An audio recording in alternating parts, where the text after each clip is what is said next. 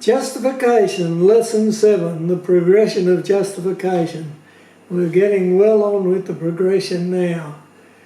We are beginning now to realise that this doctrine of justification is one of the central doctrines of the Bible. To do with the matter of salvation, it's the culmination of the doctrines. They all come together in justification. It's central to all we believe about salvation. It is the key doctrine when we consider assurance, that we are sure we are saved and that we will stay saved and that our salvation is eternal.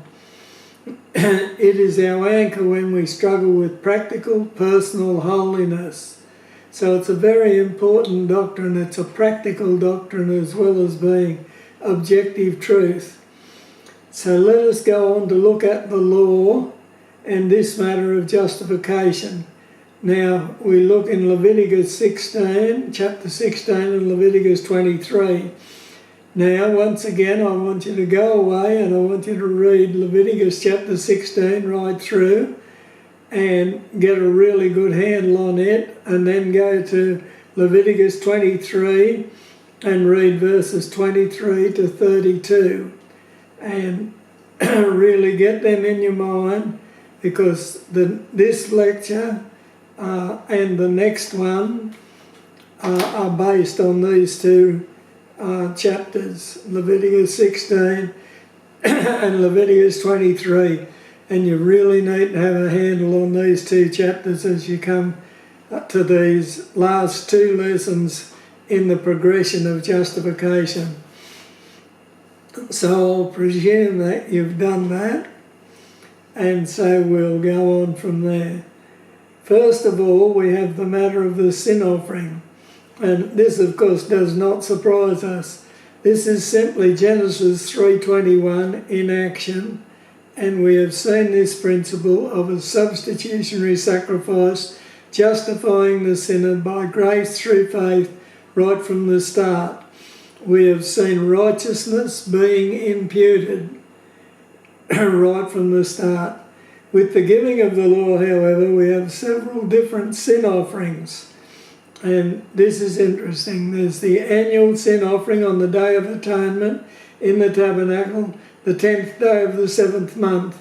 And that's the one we're going to concentrate on as we come to justification. But then there was the sin offering for ongoing sins committed between the annual Day of Atonement ceremonies. So there was a sin offering if you committed sin and you realised you'd sinned and you wanted to do something about it. You went along and you made a sin offering. Now, it was a very similar offering to the one on the Day of Atonement, but it was done any time during the year. And then there was the offering for sins of ignorance. If you sinned and you hadn't realised that you'd sinned, and then you realised you had sinned, you would offer a sin offering. And then there was an offering for unintentional sins. When you sinned, you had you didn't intend to, but you realised when you look back that you had sinned, then there was an offering for that. And then there was the trespass offering. And this was a particular offering that you were to bring when you trespassed, particularly against the ceremonial law. And so the Bible clearly teaches about each one of these offerings. The matter of justification, which we're looking at, excuse me, with all its legal implications, is bound up in the sin offering on the Day of Atonement, the 10th day of the 7th month. It is here that we see the progressive building of this doctrine finally put together into a definite, recognisable picture where all our other salvation doctrines can be seen together. And this is where these doctrines are drawn together. The threads of doctrine all come together. Atonement, expiation, propitiation, reconciliation, substitution, redemption, they're all drawn together in this matter of justification on the Day of Atonement. We can get our perspective and balance on these doctrines and their relationship to each other here in this matter of the Day of Atonement. And so we're going to look specifically at the Day of Atonement, not so much in this lesson, but in the next lesson we're really going to look at it carefully. But before we do, let's get our history right. So there's some things that we've got to get clearly in our mind before we start. The first thing is Abraham is the father of the nation of Israel, and God counted him as righteous. Genesis 15:6, and he believed in the Lord, and he counted it to him for righteousness. So that's Abraham. And after this, after God had counted it to him for righteousness, God instituted circumcision. And Abraham became the father of circumcision. That's how we say it, because it was given to him specifically, and he was the first one to be circumcised. It was a covenant between God and Abraham's seed. Circumcision was never for us as Gentiles. It was always for Israel. It's a covenant between God and Israel, the matter of circumcision. And we need to have that clear in our minds right from the start. And then Abraham begat Isaac in his old age. So time is going on from when God counted it to Abraham for righteousness. And then Isaac was 60 years old when Jacob was born. Genesis 25:26 tells us. So more time's gone on. Jacob is over 40 years old when he leaves home. He's away over 20 years and he has 12 sons and 1 daughter. So now we have the children of Israel. And this is Abraham, Isaac, Jacob, and then the children of Israel. So history is passing. Joseph, the second youngest son of Jacob, whose name was changed to Israel, he goes into Egypt, into slavery at 17 years of age. And then Jacob and all the children of Israel go into Egypt when Jacob is 130 years old. So time has gone on again. Then the children of Israel come out of Egypt 430 years later. Exodus 12:41 tells us. So time has gone on again. And they are in the wilderness for 3 months before they come to Mount Sinai. Exodus 19:1 tells us. Then, after all these years, right, we need to get this clear. From Abraham, after all these years, well over 450, almost 500 years, Moses goes up into the mount, and after 3 months period, they have at last the law. God has given them the law. So the law, historically, is a long, long time after Abraham, and we need to understand this. So it is clear that the law was not given to bring righteousness, justification. We think back, Noah was just and perfect. Abraham was counted righteous. Enoch walked with God. And all many, many years before circumcision and the law. And so we understand that the law was not given to bring righteousness. It was never intended that the law bring righteousness. So what was the law given for if it wasn't to justify us? Surely it was given to justify Israel. No, the purpose of the law was never to justify. Then what is the law for? And it's important that we understand this. First of all, it is to diagnose the sin problem. The law is diagnostic in nature. We need to understand that that's what the law is about. The law is not to bring salvation, justification, righteousness.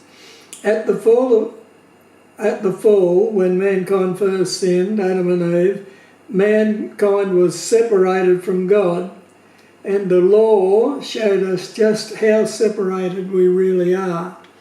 Until we had the law, we could maybe convince ourselves that we weren't so much separated from God. But once we had the law, we can see just how separated we are. When man sinned, he fell. That's how we talk about it, the fall of man. The law showed just how far we fell. And so the law is diagnostic in nature. It tells us what the problem is and how bad it is. And the problem is sin. And how bad is it? It's very, very bad indeed. Secondly, the law makes clear what sin is and what is sin.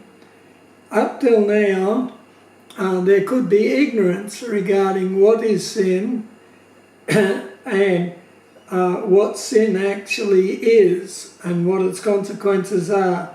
But now we have the law. No, sin is quite clear. No one has an excuse for not knowing what sin is now that we have the law. The law makes it perfectly clear what sin is and what is sin. And although in our modern society people don't like it, nothing has changed. The law is still there. The law is still diagnostic in nature. When the law says that something is sin, that is God saying that that something is sin, and it is sin, and nothing will change that. The government might legislate to say it's not wrong, and the government might make it perfectly legal, but as far as God's concerned, it is sin, and the law proves that it is sin, and we will be judged by the law, and if the law says it's sin, we will be judged by that. Thirdly, the law makes it clear that although sin is a universal problem, all have sinned, because in Adam we are born in sin, it must be dealt with personally. And so the law makes this perfectly clear, that even though on the Day of Atonement they had a sin offering for all the people, those who didn't accept that sin offering as being personally on their behalf were not covered by it. Right? It must be dealt with personally. Then the law makes clear what God's righteous demands are. Now, God is righteous, and nothing can change that. And God himself, as a righteous God, has demands regarding sin. And God must punish sin. And it doesn't matter what mankind might think about it, God, to be God and to be just, must punish sin. And the law makes clear what God's righteous demands are. When God comes to judge regarding sin for each person in their life, it will be according to the law. If the law has been broken, sin has been committed, and God, as the righteous judge, must punish that sin. God has demands, righteous demands, which have to be met. So the law sets the standard of God's righteousness. It is there to be the standard when we are judged for sin by God. So the law matters a great deal, doesn't it? What the law says is what we will be eternally judged by. It's no good as saying, I didn't know the law, because ignorance is no excuse. It's no good as saying the law is unfair, or the law is this, or the law is that. The law is the law, and God has given it, and it is the standard of God's righteousness, and it's there to be the standard when we are judged for sin by God. It actually proves beyond doubt to God and to us that we are not righteous and so cannot be justified. So you say, well, that's a hard thing, the law.